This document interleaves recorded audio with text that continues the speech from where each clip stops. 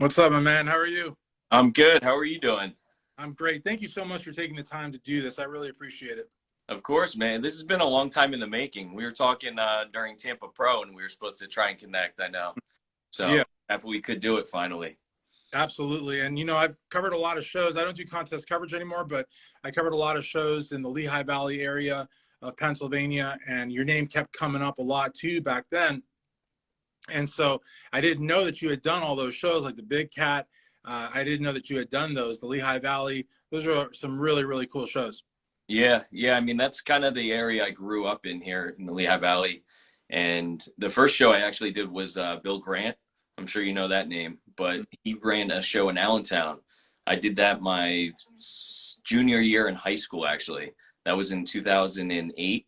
And that's kind of where the bodybuilding career kind of took off. So. Very interesting. Yeah, 2008 was actually the first year Strength Addicts was out, and I didn't ever see that show. Um, Jack Sullivan had a show in Allentown for a little bit. I don't know if he still does or not. It's a great town, and I'm sure that Bill's show was amazing as well. So you've been in the game for a while then. Yeah. I started up in 2008. Went off to college. Knew I couldn't kind of keep up with the bodybuilding lifestyle budget, so kind of lived the college lifestyle. Still trained hard, and then 2012, once I graduated from college, is when I kind of got back up on stage. I did the Lehigh Valley show, which is definitely going to be like extra special now with the passing of Jack Sassman. I'm sure you saw that.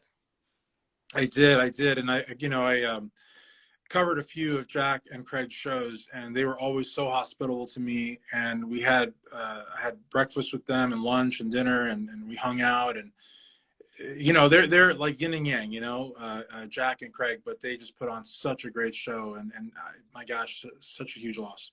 Yeah, they were both great. I mean, great shows I've done with them. And then, like Jack, he was just one person that always stayed in touch with me after I won the overall at the Lehigh Valley show. Ever since I won the overall there, like he stayed in touch with me every national show I did, gave me a phone call, see how I'm doing in prep. The closer I got to the show, he always called me to wish me luck and just kind of see how I was feeling and stuff. So just things like that. Like he was just a special person that kind of always kind of looked out for me in the industry. Absolutely. And that's consistent with everything I always knew about him. And just to clarify the yin and the yang, because a lot of people are gonna be like, so who was positive and negative? What I meant by that was, Jack was like the real fiscal type promoter that made sure that, everything was paid for, and everything was necessary, and everything to make the show great, but no like frivolous spending. And Craig, on the other hand, was all about the promotion and the digital stuff and getting the word out. Together, they just killed it. For sure. Yeah, I can't say enough good things about this area. A lot of good shows in the area for me to kind of grow up on locally. I mean, they run like 3 shows themselves, so that was nice. And then I continued competing after 2012. I went out to Atlantic States, got smoked my first year out there, jumped up to a light heavy and thought I could run with the big boys, and it just wasn't my time yet. So went back to the drawing board for 3 years. I stayed off stage, actually. I didn't get back up on stage until 2015, where I did the Atlantic States Dwayne show, another awesome show in Jersey. Won the overall at the New Jersey State Championships, and that's when I said, hey, let's go out to North America and see where I land. Definitely. And ended up second there my first year, actually, as a middleweight. So That's but I always tell people, and again, just one quick thing about college. I think it's great that you put bodybuilding on hold for college, because it's so time consuming that it would have taken away from your studies. I think it's not to mention how expensive it is. So I think it was kind of like a good break for you to focus on career. I did see this video that you did behind the muscle. I've been watching it all day today. It was a great presentation, and you talk about making sure you have your career down pat before you get into the whole body, because nobody makes money in bodybuilding except for maybe the top 10, maybe. So you got to really have your career down before you dive into this. definitely, I couldn't agree more. And I mean, that was me, like, growing up. Like, I feel like ever since YouTube and IG like took off, like everyone wants to be a bodybuilder, everyone wants to be a just influencer. In this sport, like, I'm a pro and I'm still working. Go figure. Yeah.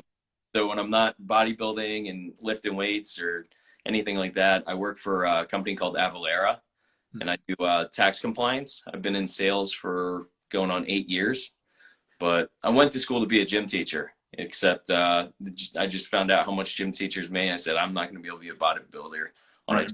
budget, so had to find something that paid a little more. Absolutely, absolutely. But the good thing, what's up, Big Drew in the house, my man? But the good thing about bodybuilding though and sales is that you're talking to a lot of people, you build relationships. If you can carry a conversation, you can sell, especially if you have product knowledge. I mean, it kind of all goes hand in hand. So I think that's awesome. What I wanted to say too, oh, thank you, my man. I appreciate it. I want more Titan shirts. What I was going to say also before because I didn't want to get off on a tangent about college. And I thought that was a great thing that you said on that behind the muscle presentation, but lightweight, there's nothing against anybody, but light heavyweight and middleweight, in my opinion, from all the coverage I've ever done, are the two toughest classes in bodybuilding. Like the competitors there are just insane. They come in so shredded and full that it's, so why, did you have a choice or did you pick those classes or what? Yeah, so I felt like middleweight was what suited me best. The only issue with me being a middleweight is making weight that I had issues with when I was coming back year over year for my middleweight to try and kind of hit that weight class. I mean, I'd be like 205, pretty lean in the off season. I worked with Matt Porter, worked with John Reagan, two that we lost past couple of years, which is sad. They were both awesome coaches. And then I teamed up with AJ Sims, and that's the year I got my pro card. And that was the year I kept my weight down. We kept it down around like 195, and he really had a plan and a place for me to just kind of make sure I can make weight without killing myself. Because most of the times when I did North Americans, I'd probably come down to Pittsburgh and I'd have another 8 to 10 pounds to drop. And I was like a couple days out. So I'd have to sauna it off and then try and refill before I got on stage. So I was off a lot of the times at North Americans, even though I was placing pretty well. I knew I wasn't bringing my best. And that's the thing too, and you say it very, very matter of factly because you're a veteran at this, but when you're dropping 10 and then refilling and doing all this and sometimes hours, 24 to 48 hours, you're really kind of playing Russian roulette there, I think. Yeah. And I mean, if I could have teamed up with AJ first shot, I probably would go back in time and team up with him again, because we got it first try, and it was the easiest process I've ever had when it comes to making weight, feeling confident and getting carved back up and looking my best. That was the one time we nailed it, I will say.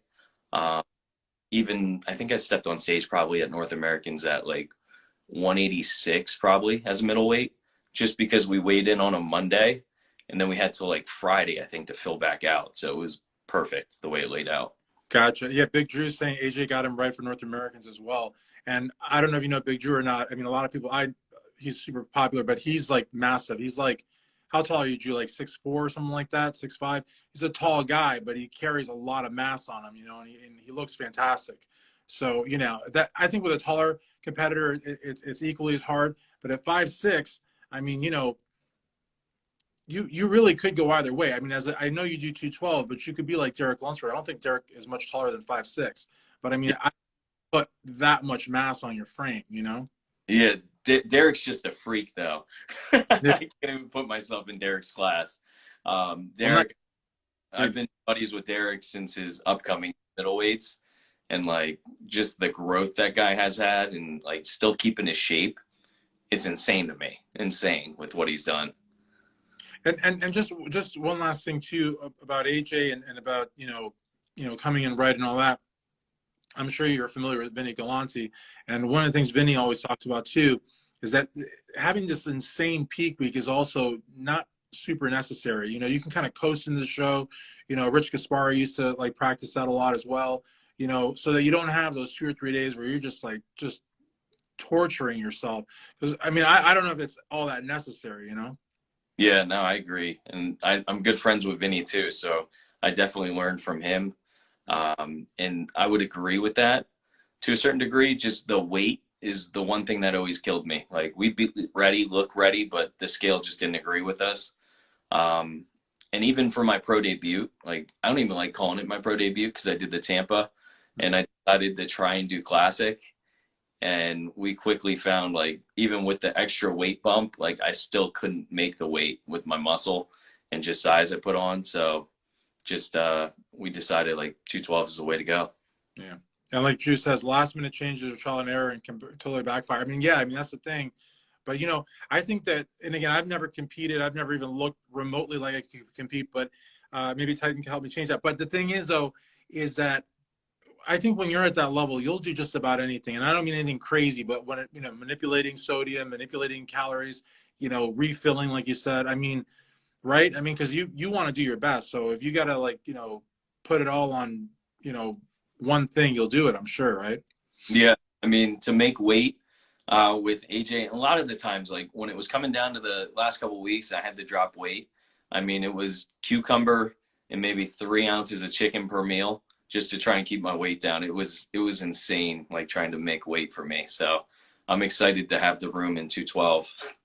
Yeah, that's crazy. And, you know, honestly, I would think what you just mentioned would be enough to kind of keep you conscious. I mean, because I think, you know, your body's packing that much muscle and you give it that. I mean, I could see myself passing out because I'm a wimp, but I'm just saying, realistically, though, that's very, very few calories. And there's like no fat in that, right? That's just protein pretty much, right?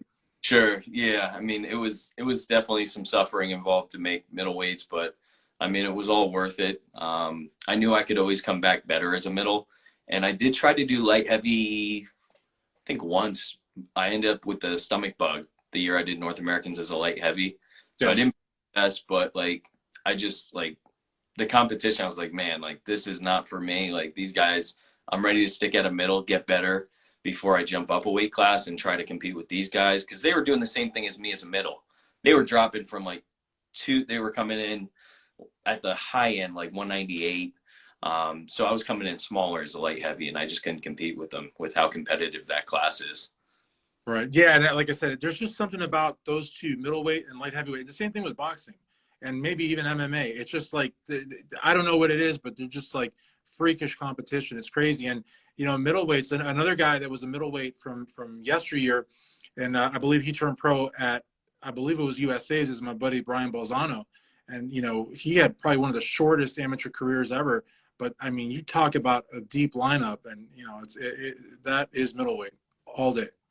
For sure, for sure.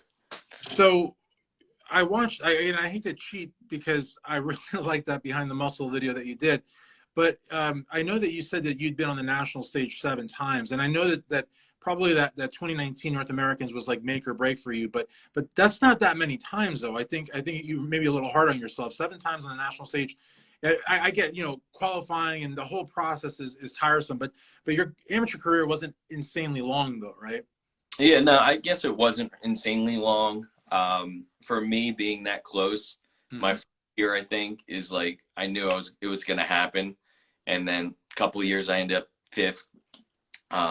So like I was right there for a while, and it was just like in my head, I knew I wasn't bringing my best. I knew I wasn't when I was on stage, um, and then I guess like some people, I mean, it takes a lot longer, but for me, it just felt like a long time just because I was right there every year. But I mean, that's the biggest thing is just keep coming back a little bit better versus focusing on the past. Definitely. No, 100%. Yeah. You're like, you know, your last show has got to be behind you. And obviously you're trying to beat your best package. And I totally get that. Now, as a pro though, from 2019 to 2022, or, you know, 2021, a lot happened, the pandemic and all that fun stuff. I feel like you didn't race to do your pro debut. What do you have planned for the 212? Like, in other words, what do you want to do competitively wise and industry wise? Yeah. So, I mean, I wasn't in a race, I'd say, with the just pro debut. And I Mhm. wish I did just to do the 212. The classic was just kind of like, let's get on stage. Been in COVID for a while. Like, everyone's been shut down. Let's get back out there. And just, it wasn't my show for sure. So, 212 right now for the past year. I've been on baby protocol. So we've been working to have baby number 2. So that's been kind of my focus is just the family piece of it. And 212 stage, it's going to be there. I'm hoping to plan on getting back on stage next year if everything kind of goes right. This is the first time I'm going to announce it, but I did team up with Neil Hill, actually. We're going to be teaming up together for the 212 run together. Yep. Been in very close contact with him. So very excited for that.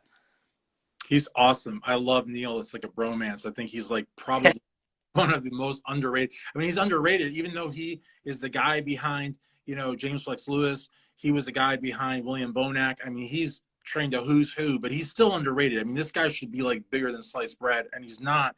He's a humble guy, but I think you're gonna kill it with him. Yeah, very humble guy, and just excited to get started with him. And just, I mean, the communication already has just been like night and day compared to some of previous coaching. Like, I feel like we're gonna make the right steps and the right strides. And my goal for the 212 is Olympia stage. I mean, if you're competing for any other reason, I feel like you shouldn't be competing. Like, I'm competing to compete with the best, and that's always been a dream growing up, is like competing with the pros first, and then it's getting on the Olympia stage second. And when I was growing up, it was 202. So I thought I could be smaller, but now I have to grow into the 212. Yeah, I like the 202. I mean, Kevin English used to dominate that. I mean, Yeah. that was the thing, you know, and David Henry and those guys. But I think the 212 is perfect.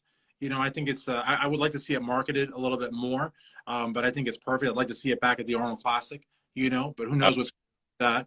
But yeah, you know, and I wouldn't be too hard on yourself about classic physique, because there've been a few 212 guys. Santi Aragon comes to mind. You know, he kind of did both a little bit. Keon came up from classic. I mean, I think at your height, there is a temptation to kind of dabble with it a little bit, but I think the 212 is your home. Yeah, no, I'm with you. It just wasn't a fit for me. Like, it was one of those things I got on stage, I was like, this isn't me. So we quickly rerouted and back to bodybuilder 212 lifestyle. So we'll see what. So I hate to ask you like such a meathead question, but what, and again, like, numbers on the scale mean nothing, but if you had to say, like, what would be the magic number for you, in your opinion, as of right now, in your mind, what would be like the magic weight for you on stage where you think you would be your most competitive at the 212? Right now, realistically, I'd say like 198 next year would be my goal weight to hop on stage around and be competitive. At my height and kind of my look, I think I could bring. I don't like, I know I'm not going to be maxing out the 212 class first in it, just realistically. And I think I could bring my best as far as detailed shape and just aesthetics at like 198-ish. I think that's very interesting, because I think that puts you like, I might be mistaken, but I think that puts you like in Derek Farnsworth territory, Sean Clarita territory. So you'd be very, very, but you're 5'6", so you're taller. So I think you'd be like ultra shredded, which would be, I think, a very interesting look, because the 212 also has guys that weigh 212 for a split second. You know what I mean? Like, when they're on stage, are way more than 212. So I think that would be an interesting look for you. Yeah, and that's kind of my goal, is just like keeping health in mind. I think that's like number one for me. Being a family guy and just a daughter, don't plan on kind of rushing anything. Want to go into this slow, steady, and kind of bring my best, and whatever weight that is. I'm not really worried about the scale, because I don't have to worry about making weight for the first time. So that'll be just stress relief itself. Absolutely. No, and I love the longevity message you're sending as well, because again, I mean, you want to be able to do this, like, you know, forever if possible. And I feel like the guys that hit it really, really hard, even if they do well, I mean, the aftermath is really, it's the pits, you know what I mean? It's at the absolute pits. So Yeah, that's my biggest thing, is just health. And especially with like the industry these days, is like being smart about it. I mean, the younger you are, I mean, doesn't mean like you're going to be healthier. Like, just because you're young, I mean, health is always on your side. And I think we saw that in the industry. So it's like just being smart about that, blood work, front of mind, and just heart health overall, and just not being dumb when it comes to just pushing the limits, I think. no, absolutely. That's one thing Titan is all about, is blood work, like day and night. And nothing, you know, like John Secor says, nothing tells a story like blood. I mean, there's just nothing. There's really nothing that can tell you like where you're at. So with regards to your sponsors and companies that you're working with, I see an apparel company a lot. Tell us about that. Tell us about like Justin Yurko's like fitness industry side as opposed to Justin Yurko's competitive stage side. Yeah, so I started my own clothing apparel brand actually during COVID. So that's the Prodigy Apparel. That's what I'm wearing right now. That's what you post about a lot. I don't really put myself as the face of the company. I like to kind of sit back and promote other athletes and other local people for the brand and just kind of give them a platform really to kind of build off of, hopefully. And then when it comes to supplements, I am sponsored. I've been with G Code for a while. Jersey-based brand, Greg over there, Travis, Sco, like they've all been with me through my amateur ranks into the pro level. So been sticking with them for a while. They've had a ton of awesome products drop out as far as like new greens powders, new protein flavors. So excited to just stick it out with them and jump on the 212 class and represent them to a different level. Absolutely. I'm familiar with them as well. You know, solid company. They reposted one of the graphics for our interview or chat or whatever this is. And yeah, it's a real solid company. And that Northeast, there's something about the Northeast, like Jersey, New York, Connecticut. It's just bodybuilding to the core, you know? Yeah, definitely. Old school, just grind mentality. And it's definitely a different culture out here, I'd say. And you guys actually do squats, right? Because I heard on the West Coast, they don't do a lot of squats over there. So that's one thing we could almost do a whole nother podcast on that. I'm not one to really barbell squat. So I wouldn't be. You got pretty good wheels though. Like, what do you do? I got to ask you, what do you do? So I actually work with Kyle right now, Kyle Smith. He's been doing my workout protocols. And the biggest thing is time under tension with him. It's like 4-second eccentric movements. So 4-second negatives when it comes to like hack squats. When it comes to leg presses. So he's changed my whole training protocol this past year, and it's been insane to like just almost relearn how to train when it comes to his style and just me taking a new approach. I just grimace because that sounds absolutely awful. So I mean, it's good, but it sounds awful. So that's good. It's definitely awful. Very good. But I mean, you see the results on stage, you know, so I mean, I think that's fantastic. And I think your whole outlook is great, man. Like I really do. And I think it's great that you focus on your career. It's great you've got your own company and you're promoting people as opposed to yourself with it. So I think that's pretty novel. A lot of people in the industry will have a company just to like hear themselves talk. And then the thing is also the longevity message is so important because like people die. I mean, you know, people get sick. That's part of life. But I think in our industry though, it's been pretty rough here the last few years. Definitely. And we're setting the example for the next generation. I think that's the biggest thing. Like I grew up with like Hede, Stan McQuay, Flex Lewis, like guys that I always watched. So like we're that next generation of younger kids watching. So if we could do it and kind of set the right examples in place and just kind of the right steps when it comes to health, I think it's just going to help kind of take the sport in the right direction moving forward. Absolutely. And this would be such a great time to like break on could I ask you one last question? Sure. This is a D-bag question, but would you like to handicap the 212 Olympia or give us just some, even if you don't want to like give the predictions, like maybe like some take home you know, Justin Yurko insights about how you think it's all going to play out in Las Vegas in December? Yeah, I mean, Sean's my boy. I've known Sean for a while, and I don't see anyone giving Sean a real run for his money. I will say I think the dark horse of the 212 this year is going to be Kareth, I think his name is. He won Texas. He just came short at the Tampa. And he's one person I would not want to see myself standing next to on stage. I was like, man, he looks crazy. And even him, I think he was coming at like 198 with shows. So if he adds some muscle and comes in with the same conditioning, I think he's going to surprise a lot of people. Yeah, I think so too. That's actually you're like totally. That's a great observation. Yeah, I definitely think he will. He looked insane in Texas, insane. And you know, and speaking of close calls too, and I'll give you the last word. But just speaking of close calls, Tampa, you know, Akeem and Kamal. I mean, I was pretty close. I mean, Kamal really, honestly, is just he's a freak. I mean, he's like he claims to be 53, but like I mean, he is, but I'm just saying he's like the Dexter Jackson at 212, completely ageless and dangerous as ever. But yeah, I think Sean, Kamal, Carrot. I mean, there's a few of them, but your dark horse pick is definitely noted. I mean, I think you're on the money with that one. Yeah, I mean, we'll see what happens. A lot can change in the next couple months, but I think it's going to be an impressive 212 showing, I think, regardless, at the Olympia and the people in it this year. I think it's going to be a lot of surprises possibly could happen. Definitely.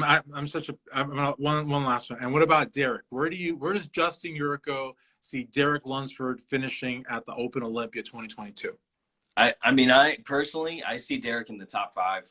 I think he's going to turn a lot of heads too, jumping up to the Open. Like for him, for anyone else, I feel like it'd be like insane, but for him, he just fits the class so well with the size he's put on, and he still has that pretty shape when it comes to like the 212 like structure.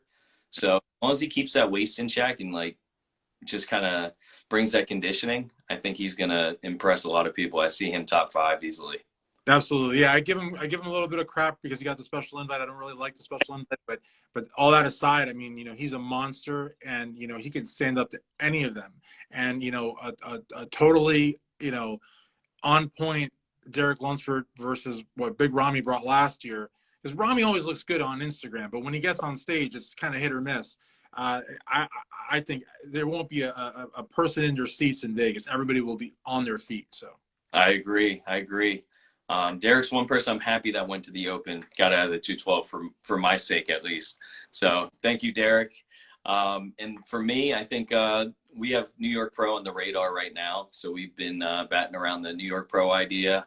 And also, if we come kind of short in time, we're looking at like the New York or Texas Pro in August, possibly. So we got a couple radar for next year, and we'll see what happens. definitely, and be sure to be wearing the Prodigy apparel for sure. No doubt. Absolutely. Well, thank you so very much for taking the time. I really appreciate it. This was a blast, and hopefully we could do it again sometime. Sounds good, man. Thank you. Awesome. Thank you so much for IFBB Pro, Justin Yurko, Christian Duke, StrengthAddicts.com. Thanks.